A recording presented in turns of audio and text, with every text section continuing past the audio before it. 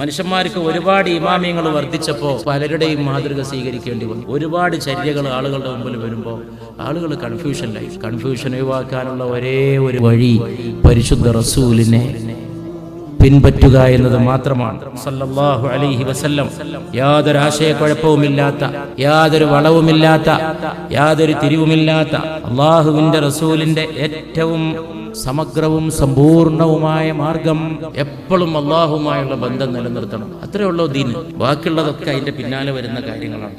ഒരു ബോധം റബ്ബുമായിട്ട് നിലനിർത്തുക എന്നുള്ളത് മാത്രമാണ് ഈ ദീൻ. അത് ദിവസേന 5 നേരം പോയിട്ടൊന്ന് ഹാജരാകണമെന്ന് റസൂലുള്ള പഠിപ്പിച്ചു. അതിനൊരു നിസ്കാരം വെച്ചു. മറന്നു പോകാതിരിക്കാൻ, ഇടയ്ക്കൊരു കണ്ണി ബന്ധം പുതുക്കാൻ, രാവിലെ ഉണരുമ്പോൾ ഒന്ന് പോയിട്ട് ഹാജരായിട്ട് ഞാൻ പെടുത്തുന്നുണ്ടേ, അള്ളാഹുവെ എന്നെ പരിഗണിക്കണേ. ഉച്ചക്ക് വീണ്ടും, സന്ധ്യാകുന്നതിന് മുമ്പൊന്നും, സന്ധ്യാകുമ്പോൾ ഒന്നും, രാത്രി ഉറങ്ങാൻ പോകുമ്പോൾ വീണ്ടും, ഉണർന്നാൽ വീണ്ടും അവനെ മുഖം കാണിച്ചുകൊണ്ട് ജീവിക്കണം.